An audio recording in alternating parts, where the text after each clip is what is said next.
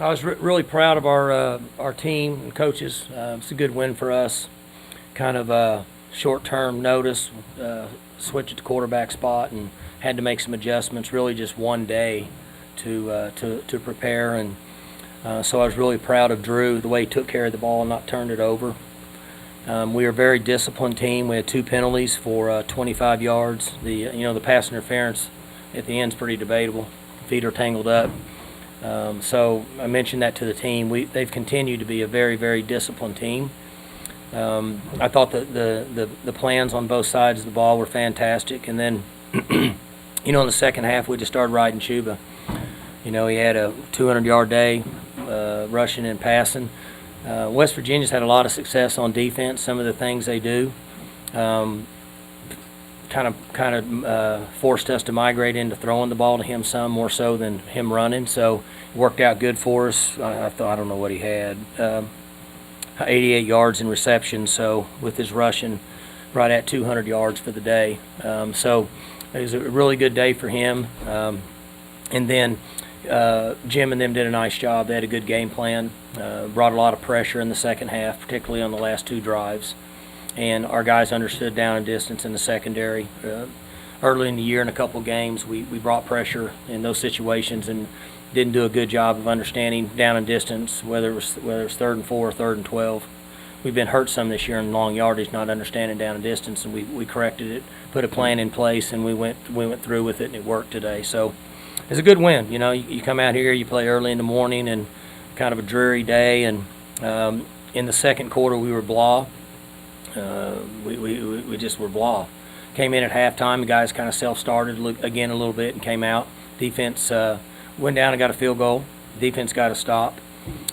Sean and Casey then said we need to play with more tempo. Started playing fast like we used to, and we thought it was an advantage for us. Maybe it caught them off guard a little bit, and we were able to throw and catch. Obviously Stoner had another good day. I don't know what he did.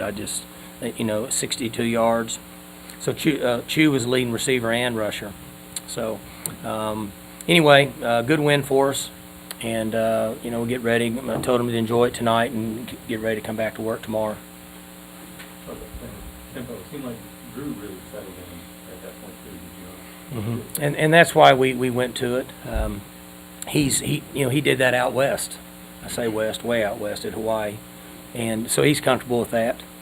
But I was really proud of him.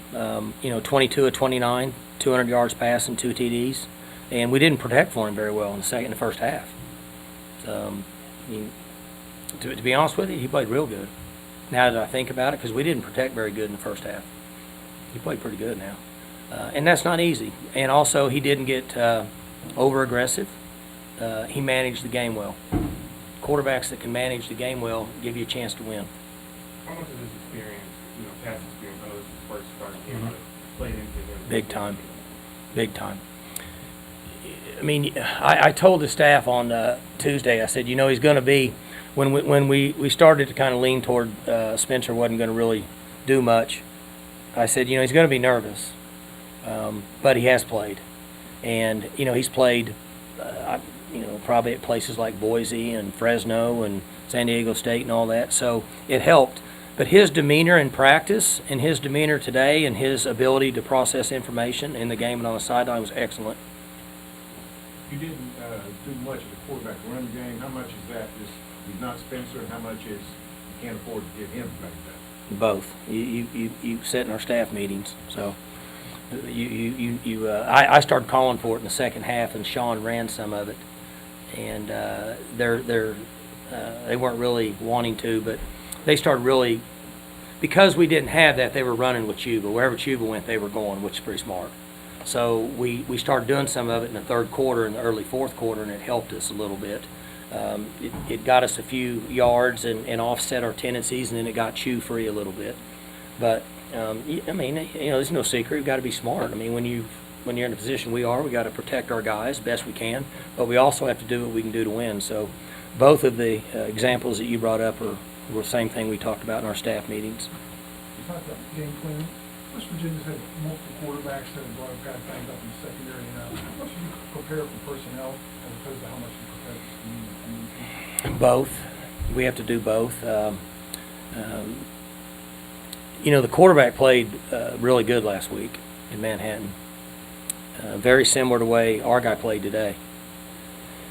And for whatever reason, I think their guy played good today. I don't think he turned it over either, did he? No. So I mean, I think he played. He's 28 to 38 for 300. So he had a good day today. The difference being that Jim got really aggressive in the third quarter and the fourth quarter, and we were able to put some hits on him. But he played good. I mean, that's a good day for him. And then, you try to attack scheme at times.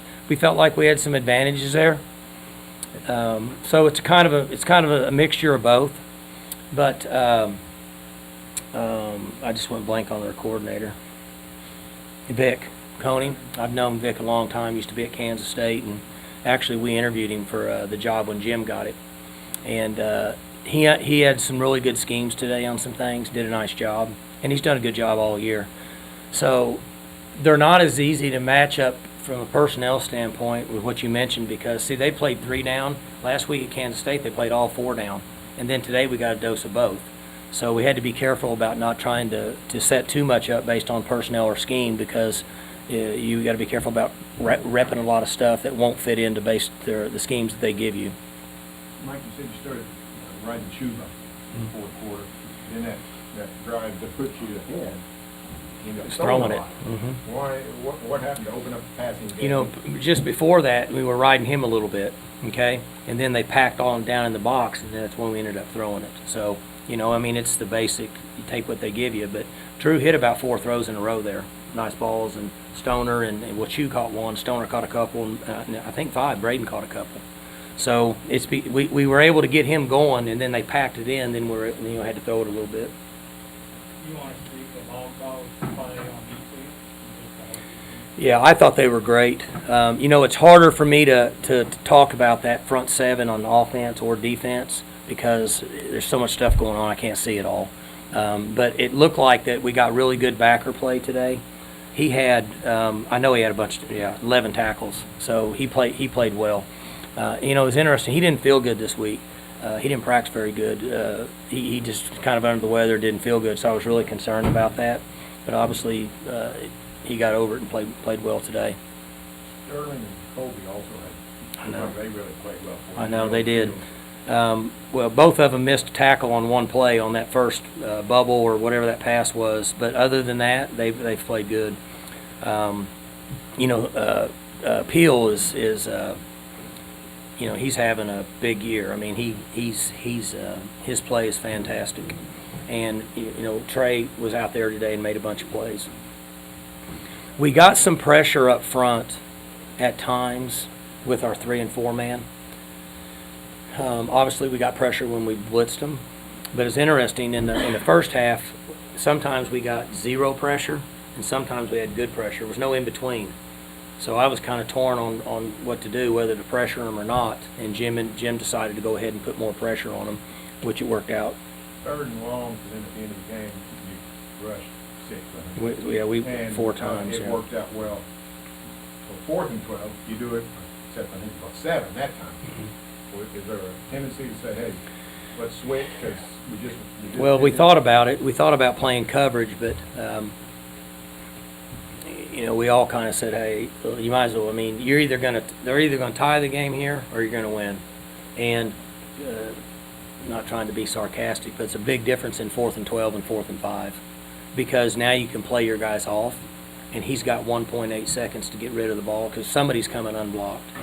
And then if you just stay off and rally and tackle, you should be in good shape.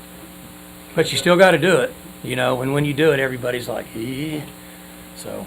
Coach, I know last night you went to watch your son water. Mm-hmm. You still made it here with the game. What's it like to be able to do that? Well, it's those are special times for me. I don't have hobbies. These guys that follow me around, this is my life, and my kids are my life. That's all I do. And I've missed a lot of his games. He's been playing for 4 years, but he's a senior and he's a state semifinals. It's just not something I could pass up on. And the truth of the matter is this. If it was something that was really important, I would tell you guys. We did all of our work yesterday. We have all of our meetings, special teams meetings, practice, position meetings, run-throughs, walk-throughs. I meet with them, talk to them. they grab a sandwich and get on a plane. They land here, they put their stuff in their room, they eat dinner, and then we don't see them till this morning. They don't even know. I bet half the guys didn't even know I wasn't there, truthfully. And if they can't take care of themselves for about 7 or 8 hours, we got serious issues. Plus, Coach Dunn's here. I mean, he's second in charge. He took over and probably did a better job than I did. But here's the interesting thing. I bet if you polled them, I bet half of them wouldn't even know I wasn't here. Because they don't see. They all set up in first class and they get the good seats. The coaches sit in the cabin seats. And so a lot of times they don't even know if, I'm sure they know, but they don't even see me on the plane. Some of those knuckleheads probably didn't even know I wasn't there. They probably just thought, hey, he must have missed dinner last night or something. But that's the first time that's happened for me in 15 years. I'm not going to pass up an opportunity like that when they're seniors. I know you're going to have extra company. You talking about that bum to your left? As soon as they found out I was going on Thursday, they started politicking outside my office. But they have those guys got a job to do, and basketball needs them, so it worked out good. So they got to cover basketball and then jump in late and cover football, and it's no big deal. I'm a nice guy. I waited an hour for them. I was sitting there at 9:30 ready to go, and they got there at 10:20, but it's not that big a deal. We all work together. Mike, you've had a bunch of big wins, and I'm not saying this is historic or anything, but to go on the road and win with a backup quarterback good in win. an emergency situation, it's got to be a really satisfying victory, It not is. just for you and Drew, but everybody, really. Yeah. Well, you hit it on the head. The levels of victory at times are somewhat based on what your situation is, and we make a transition in the middle of the week based on quarterback, and you come out here. You're going a long ways from home. You're playing early in the morning, as I said. It's kind of dreary and a little bit chilly, and you're just set up for a lot of different things, but the reason we're having success is because the defense is playing good. I mean, these are like real games now, like 20-13. It's like the way football used to be. And people are huddling up. They played with a little bit of turbo. We played with more turbo today than we have in a month. And so these are almost like real football games. And they got us a little bit rushing the football in the second quarter. Our nose guard was out of place based on the scheme. They had a nice little, their center was turning back on the nose guard, and they were gashing us, in the A gap there for a few plays. So Jim made an adjustment, moved the nose guard over in the gap, brought the linebacker up closer, and from that point on, they didn't get any more yards on that play. But Jim and the defense have done a nice job over the last 6 weeks. And offensively, Chuba's been through the roof. That's a whole different cat. But otherwise, we've had success the last 6 weeks, for the most part, based on our defense. They've kept us in games. They keep putting us back on the field. So, he played on the road, give up 13 points. And West Virginia's, you don't really know what you're getting with them. There's games they play pretty good, and then there's games I'm sure that Neil wished they played a lot better. That's a good day for them. What's the extent of Spencer's injury? Is it a deal where he had the option of trying to play through it, or just the doctor No. said he's done, he's getting cut off? I don't know the term other than it's a lot like what Drew Brees had. It's interesting. He played 3 series last week with it, and basically his thumb is, he doesn't have any attachments. I don't know what it's called. I think there's a ligament or something in there. I made a C in biology, so did better in kinesiology. But for the most part, he threw the ball to Stoner, the long pass, and he didn't have any thumb. So he's a competitive little guy. He's kind of like, he's like the Tasmanian devil. He just keeps rolling all the time. And finally, the doctors made him come out, and then they went down on Tuesday. I don't know, whatever day they said he needs to get it fixed. So 4 to 5 weeks. Well, he could be back to the bowl practice. He could. Mm-hmm. Could. You actually know what kinesiology is? You study the human body. I don't know. I'm Yeah. asking you. It's the study of the human body. Yeah. That's different than anatomy.